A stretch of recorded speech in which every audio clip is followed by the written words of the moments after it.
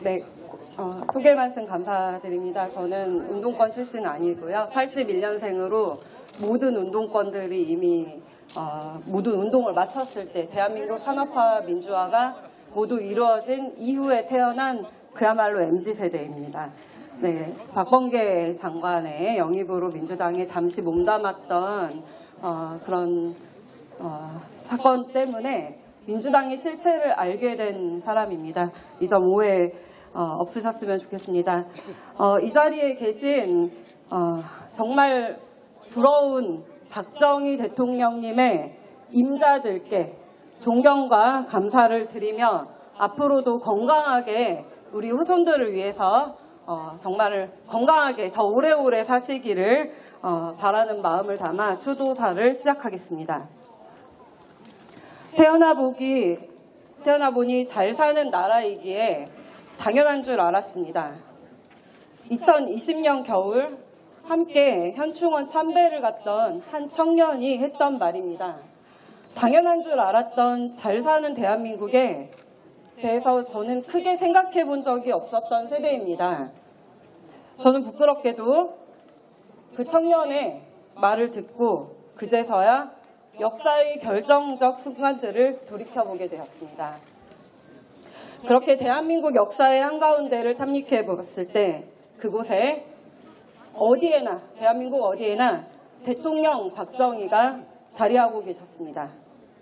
왜 그렇게 광화문에 나오신 어르신들께서 눈에는 애절함과 눈물이 가득했는지, 다른 한편에서는 왜 그렇게 박정희 대통령님과 박근혜 대통령님의 명예를 훼손하려고 그리고 그 역사를 지우지 못해 안달이었는지 그제서야 극명해졌습니다. 그리고 한심했던 역사 인식에 사로잡혔던 과거의 스스로를 감당하는 것은 오롯이 제 몫이었습니다. 저희 세대에게 대통령 박정희에 대한 이미지는 악마 그 자체였습니다. 386 운동권들이 차지한 전교조와 학원과 강사들이 재밌는 역사 수업 사이사이에 뿌려지는 충격적인 단어들은 감성이 충만한 사춘기 학생들에게 매우 자극적이고 충격적이었습니다. 그리고 그런 자극과 충격은 성인이 되어서도 그 세뇌된 이미지가 뇌리에 깊이 박혀 대한민국 국민들을 먹여 살린 영웅 박정희를 국민들을 핍박한 악마로 각인시켜 왔던 것입니다.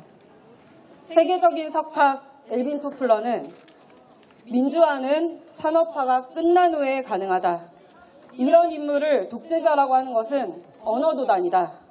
박정희라는 모델은 누가 뭐라고 말해도 세계가 본받고 싶어하는 모델이다 라고 했고, 미국의 아이젠하워 대통령께서는 박정희가 없었다면 공산주의 마지노선이 무너졌다라고 증언했다고 합니다.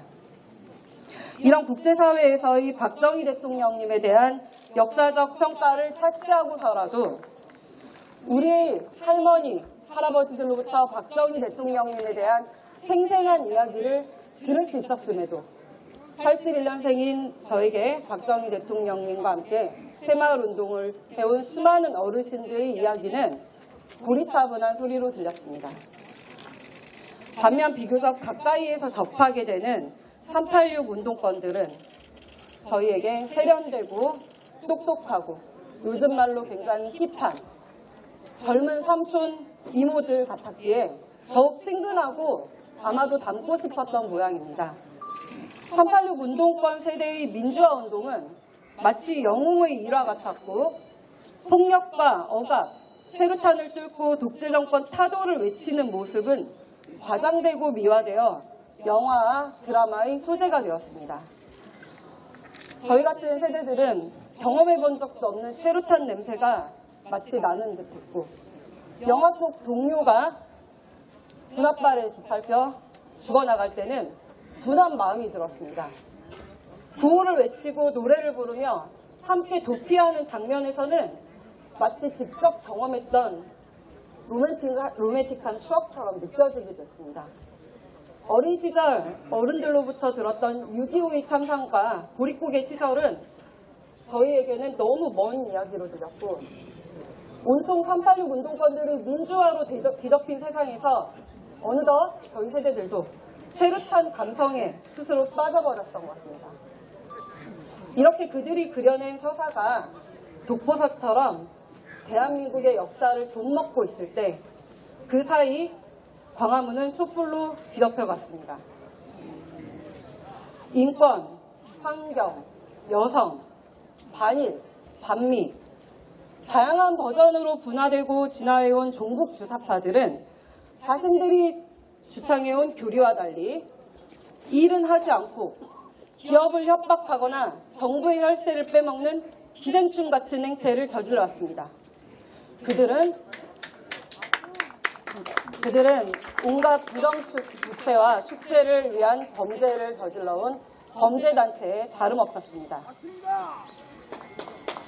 태어나 보니 잘 사는 나라이기에 당연한 줄 알았습니다. 재작년 현충원에서 만난 청년의 말처럼 어쩌면 저희 세대는 박정희 대통령님의 피를 깎는 노력으로 일궈낸 눈부신 산업화, 그리고 산업화를 기반으로 세계 어느 나라보다 빠르게 진행됐던 민주화가 모두 완료된 이후에 태어난 세대여서 아마도 지금 우리가 누리는 자유와 풍요로움이 당연한 줄 알았던 것 같습니다. 그런데 말입니다, 박정희 대통령님.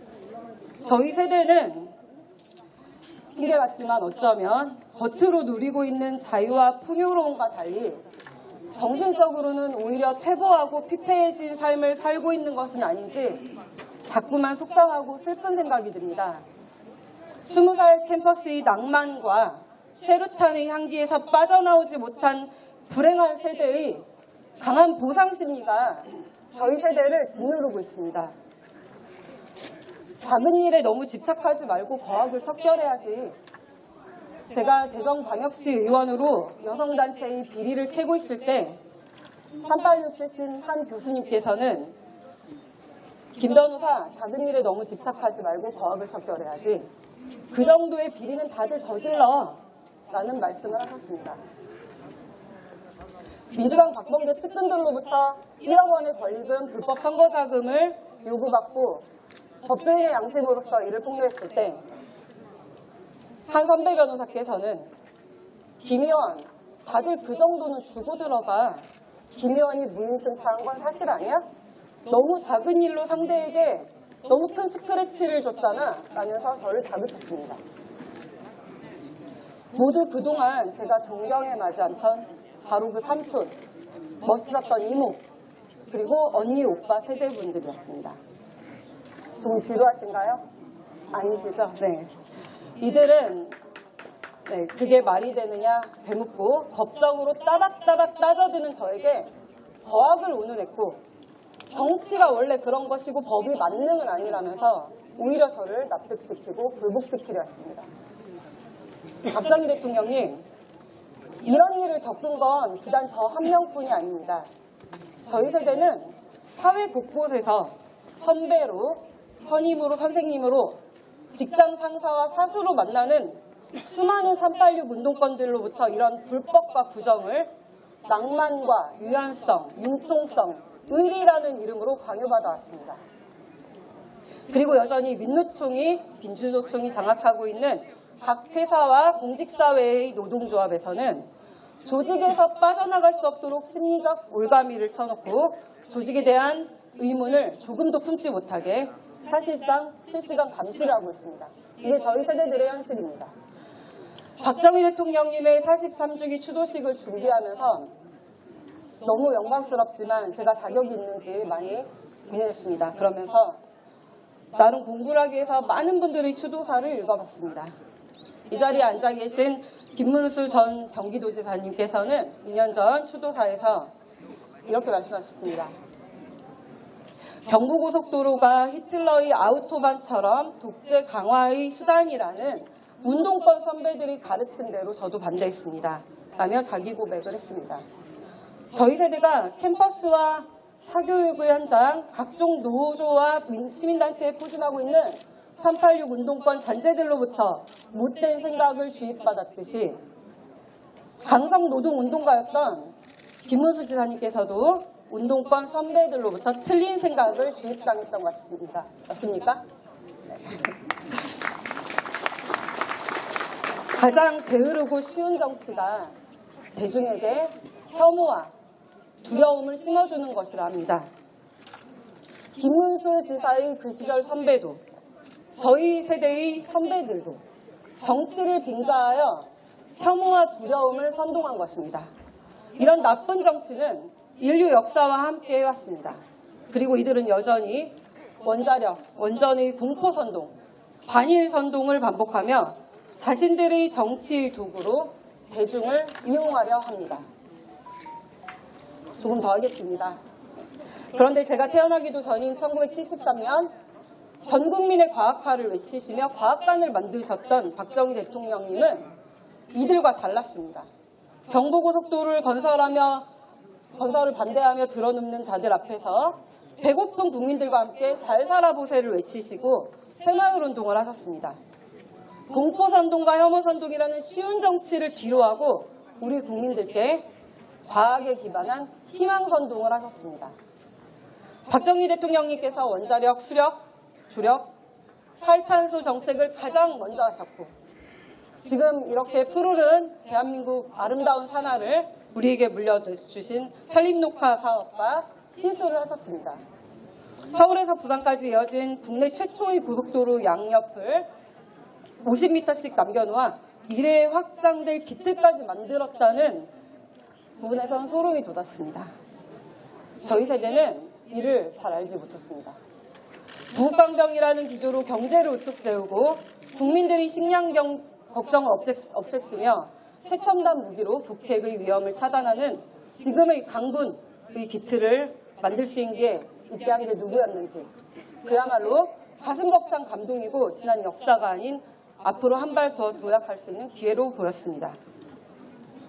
반대로 가장 가난한 나라에서 고생을 했던 할머니 할아버지들께서 가장 부유한 나라가 된 이 시점에서 광화문에서 젊은이들의 손가락질을 받으면서 꿋꿋이 태극기를 흔드시는 이유를 알았을 때는 눈물이 앞을 가렸습니다.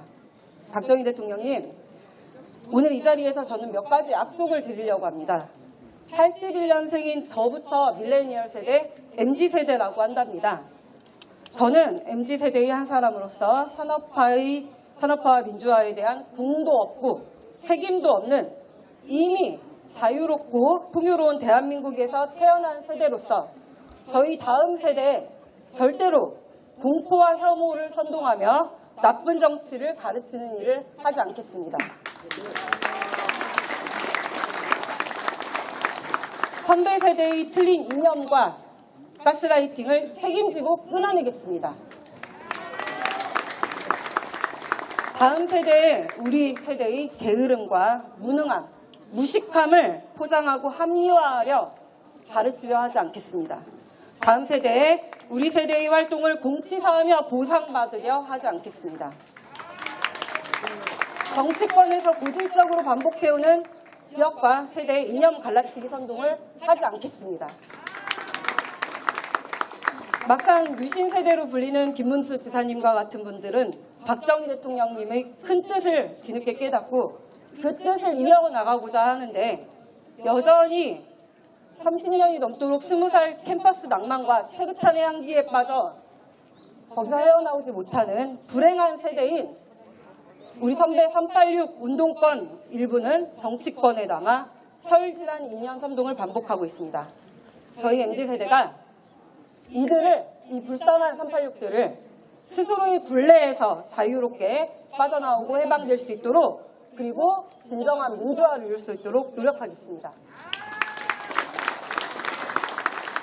마침내 동시대를 살아가는 모든 세대의 국민들과 함께 한강의 기적을 읽어낸 대한민국 국민으로서의 자부심과 자신감을 우리 후배들께 이야기하겠습니다. 대혼란의 국제사회에서 부국강병과 자주국방의 기조를 이어가고 자유 대한민국을 공고히 하겠습니다. 박정희 대통령님께서 구하셨듯 우리 국민들에게 희망을 선동하겠습니다.